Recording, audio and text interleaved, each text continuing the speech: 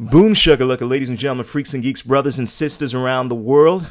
It is your boy Chris Yule, aka the Esoteric Noetic.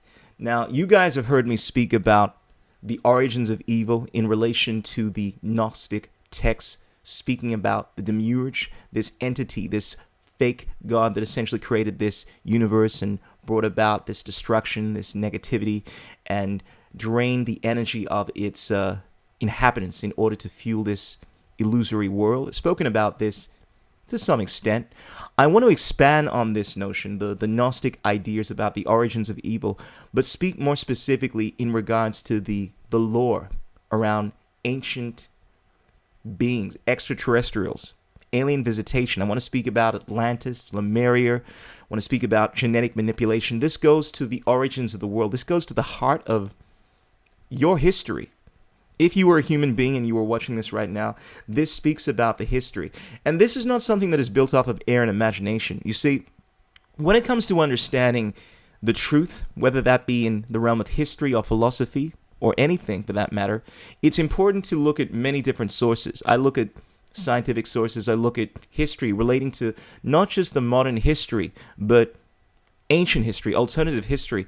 And you'll find that once you start to expand your worldview, you look at different things and you cross-reference information, you start to piece together a semblance of what the truth is, because the truth is not going to be found from one school of thought. You find that often many people have a good understanding of what is going on if they're experts in the field, but they make blunders. I make blunders. However, if you take many of these different ideas, you start to see a picture form. You start to find key themes that are found over and over and over again, regardless of what civilization you look at, what author you were delving into. And you start to piece together a glimpse into what befell this planet. Now, I've looked at a lot of different texts. Most of the people that are fascinated within the realm of extraterrestrials, ancient lore, all of this paranormal stuff, they will be familiar with certain figures, namely, specifically in relation to ufology. Eric von Daniken comes to mind when it comes to ancient history relating to UFOs and aliens. Most people are familiar with Chariots of the Gods. That's a bestseller. People are familiar with people like Zecharia Sitchin, who was well known for proselytizing the idea in regards to the Anunnaki, but that information had been around for a long time, and from what I understand, Zecharia Sitchin was one of the many people that had been regurgitating this information that has been, I wouldn't say suppressed, but definitely has not been spoken about in the mainstream avenue, dealing with the origins of civilization in the West. There's a lot of stuff that we can find from Western origins of civilization that will give us a glimpse into what's going on. But often we find the area of the Celtic origins of civilization not looked at intensely. And one of the authors that I found that really gets to the heart of this is an author by the name of Michael Dessarion. He released a book, I think this is during the noughties, called Atlantis, Alien Visitation and Genetic Manipulation.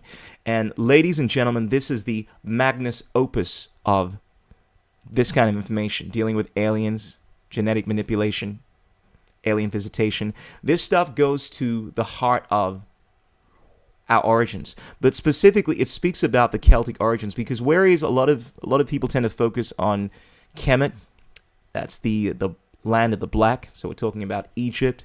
People focus on ancient Sumeria, Babylonian epic. This is modern day Iraq, where we see the emergence of many of the first things that make up a civilization, and they tell the story of essentially how we got to where we are in the West through the Anunnaki.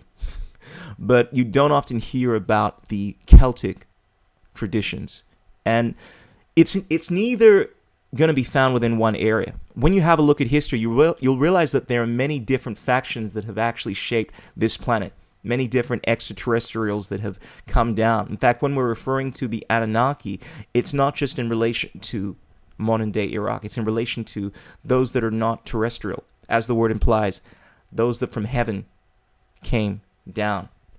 Those from the stars came down to planet Earth. But you don't often hear about the Celtic origins of civilization, and one of the most fascinating stories, I think, is found within Michael Dessarion's book, Atlantis, Alien Visitation, and Genetic Manipulation. And basically, he speaks about how you have a look at history. And it's really fascinating when you have a look at not just Celtic history, but many of the history from many of these different traditions. Because when you're dealing with their history, you're reading about things that we ubiquitously agree happened. Things that have taken place, certain wars like the first king of Ireland, Nuada. We know certain facts about this. Or whether it's Norse mythology, you hear about figures like Ragnar Lothbrok, right? And then eventually you move into this realm, when you go further back in time, into figures that you have to check yourself because they seem like larger-than-life characters that are dealing with weapons that are not just your standard weapons, like axes and swords, but we're talking about magical weapons. It's like they're dealing with a technology. It's almost like the further back you go in time, the more advanced these civilizations become, which doesn't make sense if you were working from this mainstream mindset. But we often lose sight that whereas we call a lot of these myths, and we tend to delegate anything that speaks about fanciful information as being silly, just nonsense, we realize that, at least when you delve further into this stuff, I realize that one of the greatest myths is that myths are just myths. And this is to quote Michael Dessarion, that many of the traditions, many of the lore that you find within these Celtic records, many of the texts from over 30,000 civilizations, 30,000 texts from many, many civilizations, are speaking about things that are not just built of air and imagination, that are actually real, that actually happen. And granted, we may be reinterpreting these things as being mythology, or maybe they were recording these things as being magical weapons. They're actually dealing with a technology that was very, very advanced. And this is definitely the argument that is put by Michael Dessarion in his book. And it centers around essentially the story of the Celts. It centers around many things for that matter, but one of the things I found most fascinating was the lore in regards to the Irish origins of civilization, about how, and this is not specifically found within the book Atlantis, Alien Visitation, and Genetic Manipulation, but this is found within the works of Michael Dessarion. He focuses very much on the Celtic origins and speaks about how the Druids were, everyone knows this, were incredibly knowledgeable people. In fact, the Druid means oak of knowledge. These people were deep when it comes to the understanding of science, metaphysics, the lore, flora and fauna. In fact, Julius Caesar is referenced to have spoken about the ancient Druids as being incredibly knowledgeable people. One of the reasons why he probably organized their annihilation and so forth, because he deemed them to be a threat. But what's more interesting is that the origins of where the Druids got their knowledge from ties to a race of people called the Tuatha De Danann, the tribe of the goddess Danu. And it is spoken about in mythology that these people essentially came from a land that had fallen great destruction. You see, one of the themes that you hear about, regardless of what ancient mythology or history you want to look into, is this idea of a great flood. It is known as the Great Deluge. Pre-Diluvian civilizations were incredibly advanced. And this is because this flood is not something built of air and imagination, but it very much did happen. This is one of these things that you see time and time again that you realize must have been real. And the Tuatha De Danann came from this time where they had this advanced technology that was quite possibly Atlantis. This is at least what is put forward by Michael Dessarion. It makes sense. And the mythology speaks about how these people came from this city that was destroyed after these massive floods. And one of the places that they found and they inhabited was Ireland. This is one of the reasons why it's known as the Lucky Country. And they passed on their knowledge to the Druids. And essentially, this tremendous knowledge that they had assimilated from their culture was now passed on to this new civilization, and this is what makes up the bulk of the Celtic knowledge. But it speaks about how these people essentially seeded very much of the technology that we have within the world, even within Egypt. I mean, the connections that you find, and this is what is put forth by Michael Dessarion, the connections you find between the Celtic people and many of the technologies that we find, even within Kemet, ancient Egypt, are astonishing. From figures like Tutankhamun to Nefertiti and so forth, you find that the Irish origins, the connections there are profound. And more interestingly, it answers the question of Atlantis, of Lemuria, and it goes to the heart of evil. Because whereas I've spoken about the Gnostic tradition, you find what is found within the Irish origins, within many of the ancient texts, is that at some point there was what I call an intervention. We see this alien entity known as the Serpent, known as the Anunnaki, beings from different civilizations coming down and essentially affecting the planet Earth. And within the ancient Celtic mythology, this is once again not something built of air and imagination, but you find that these people essentially came down, call them what you will, and started manipulating the humans, or the humanoids, animal life of the time, specifically human beings. And they did this in order to create a race of people that could do their work. I mean, this is going from the texts of the Enuma Elish, the Atrahasis. There are many texts that speak about this, but once again, it's also spoken about in the mythology, or at least is hypothesized within the story of the Tuatha De Danann, the fact that these people were sons of the serpent, so to speak, that they were sons of people that had come from a different planet. They had been essentially genetically manipulated. It's not to say that human beings were alien to begin with. It's to say that we've all gone through at some point genetic manipulation. And initially it was done in order to create a worker race, because these aliens had their own goals. Essentially, they'd come down here in order to mine. This is what is put forth by people like Zechariah. Actually, it's not even put forth by Zechariah Sitchin. This is found within the ancient texts. It speaks about how essentially they came here to mine gold and do certain things, and as a result, they created a worker race. And the idea is that human beings were not sophisticated enough in their current form to do the work. Therefore, they were genetically modified, and then you find what happened was, because they had the same DNA as these aliens, more or less, they'd been genetically modified to have much of the intelligence, they became sophisticated and didn't like the idea of being slaves, because they were just as intelligent as their masters, their gods. And in this story, essentially, they warred against the gods. They fled to another city known as Lemuria, and this is where things get really fascinating. Apparently, after these massive wars, these cataclysms that took place, which were caused by the war of the gods, and this is spoken about not just within the Celtic mythology, the Norse mythology, but it's also found within many of the Vedic scripture.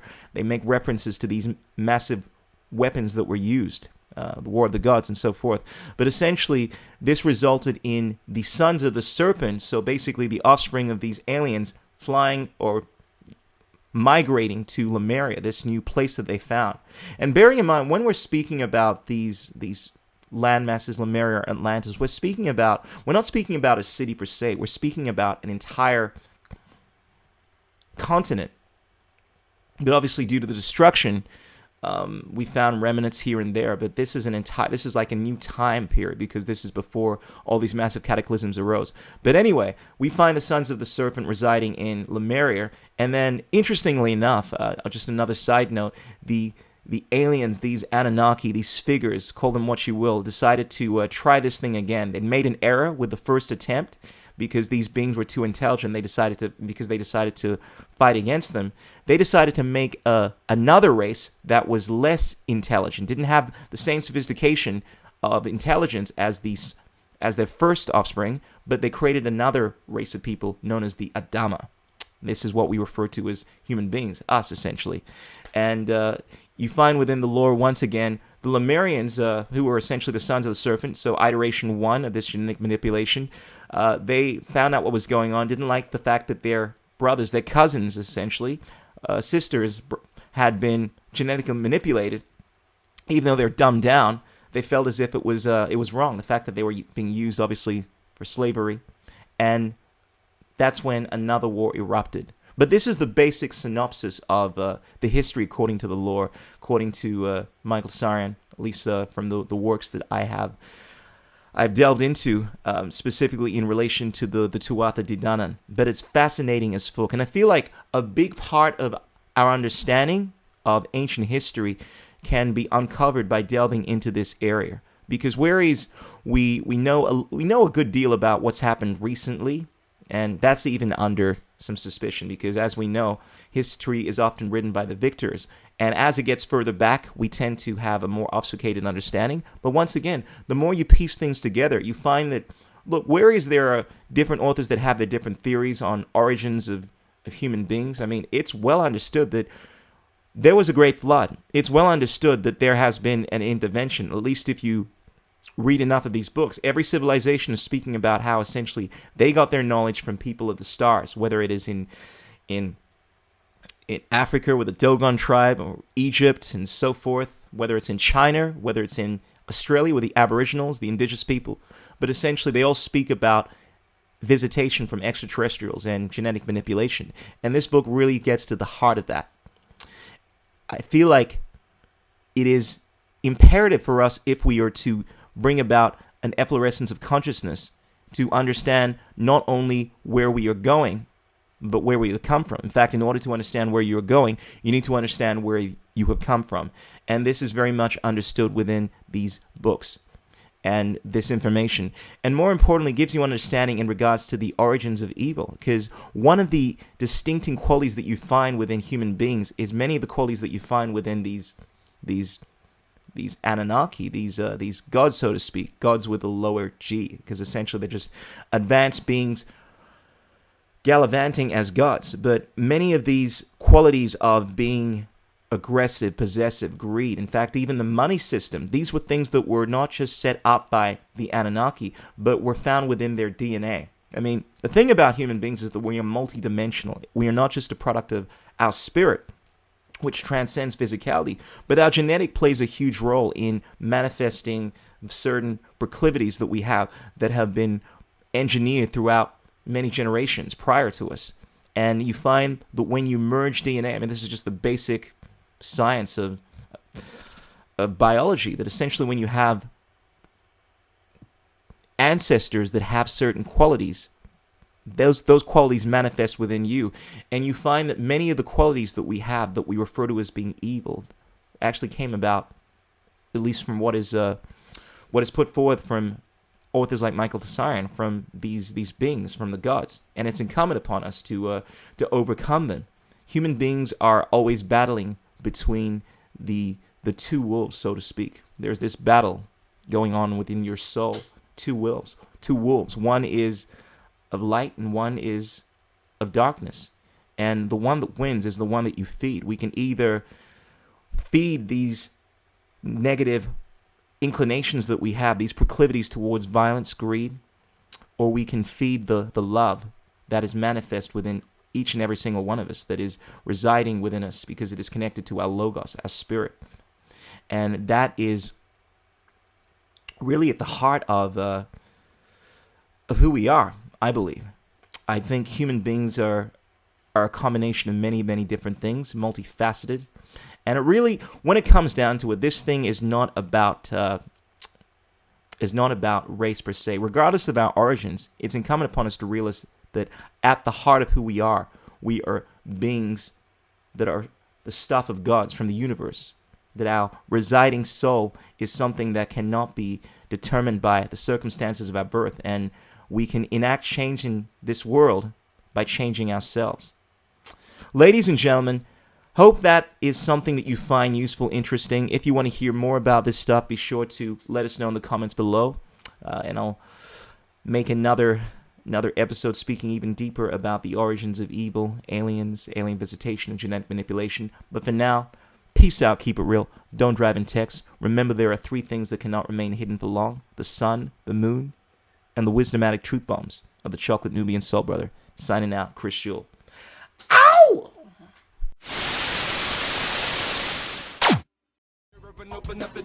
Like this notion of liberty, for example. What is liberty? And I think that concept of the will is very important. What the?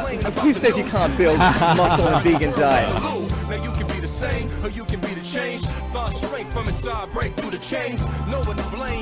What's it like being a hottie in the vegan community?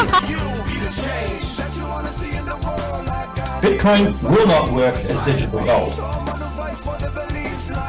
Engineering, technology, these arts of humanity, they are magic.